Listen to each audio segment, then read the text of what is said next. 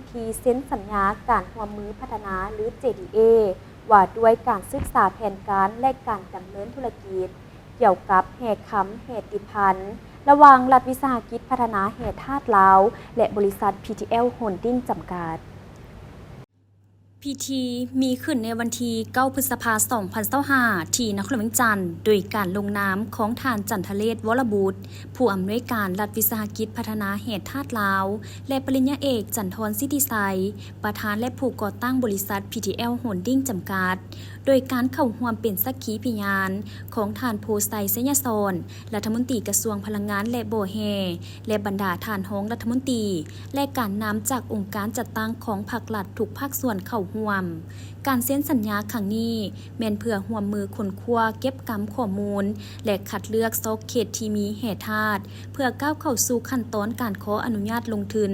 ก็คือขั้นตอนการสำรวจและขุดค้นปรุงแต่งเพื่อให้มีแหล่งแห่ห้องหาบต่อการสนองให้แก่โครงการหล่อมคำภายในประเทศก้าวไปสู่การพัฒนาระบบนิเวศและยกระดับอุตสาหกรรมคำลาวแบบครบวงจรเพื่อผลประโยชน์สูงสุดของชาติในโอกาสนี้ปริญญาเอกจันทรสิทธิไสยได้กล่าวมีคำเห็นว่าการร่วมมือในครั้งนี้แม่นขีดหมายยุทธศาสตร์ที่สำคัญ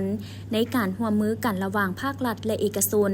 ว่าด้วยการยกระดับอุตสาหกรรมแห่ธาตุลาวให้ก้าวสู่การผลิตแห่ธาตุแบบครบวงจรผ่านกลไกการบริหารจัดการการขุดค้นปรุงแต่งทรัพยากรที่มีท่าแห้งเส้นคำและแห่คำมาเพิ่มประสิทธิภาพและประสิทธิผลจากการขุดค้นได้วัตถุดิบป้อนเข้าการผลิตเป็นผลิตภัณฑ์จนกลายเป็นสินทรัพย์สากลทางด้านการเงินให้แก่ประเทศการเซ็นสัญญาครั้งนี้ก็แม่นเพื่อยกระดับและสร้างระบบนิเวศใหม่ให้แก่อุตสาหกรรมคำลาวแบบครบวงจร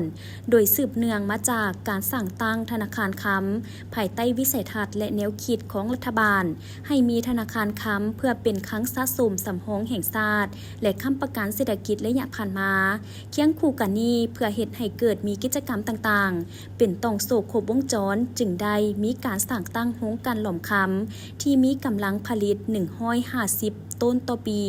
ที่ทันสมัยภายในประเทศที่ติดอันดับต้นๆของโลกที่สามารถการหล่อมคำได้มาตรฐานคุณภาพความบริสุทธิ์ 99.99 ส่วนห้อยซึ่งเป็นมาตรฐาน LBMA ที่อุตสาหกรรมคำโลกมีความต้องการและยอมรับให้เป็นสินทรัพย์ทางด้านการเงินสากลมาค้ำประกันเข้าในระบบเศรษฐกิจการเงินแห่งชาติให้นับมือนับขยายตัวขึ้นเทื่อละก้าวโอกาสเดียวกันท่านจันทเรศ วรบุตรก็ได้มีคำเห็นว่าการเซ็นสัญญาร่วมมือในครั้งนี้เป็นเพียงผลสำเร็จเบื้องต้นเท่านั้นโครงการร่วมมือยังจะต้องได้ดำเนินหลายหน้าเวียกเซ็นการศึกษาข้อมูลสำรวจและการเสาะหาแหล่งวัตถุดิบตลาดจำหน่ายและอื่นๆซึ่งต้องได้รับการสนับสนุนจากภาครัฐก็คือจากการนำกันถึงและบรรดาแผนกงานที่เกี่ยวข้องในนามรัฐวิสาหกิจพัฒนาแห่ธาตุลาวขอยั่งยืนว่า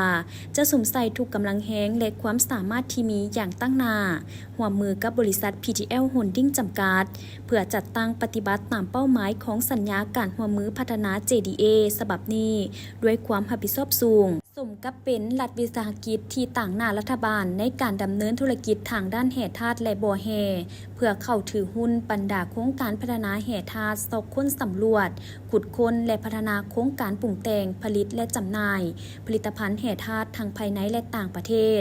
ดำเนินเวียกงานบริการต่างๆที่ติดพันกับเวียกงานแห่ธาตุสมทบกับบรรดากรมรัฐวิสาหกิจที่ขึ้นกับกระทรวงเพื่อค้นคว้าและสร้างวิสัยทัศน์นโยบายแผนยุทธศาสตร์แผนพัฒนาทรัพยากรแห่ธาตุเพื่อพันขยายตามแนวทางนโยบายของพรรคและแผนพัฒนาเศรษฐกิจสังคมของรัฐบาล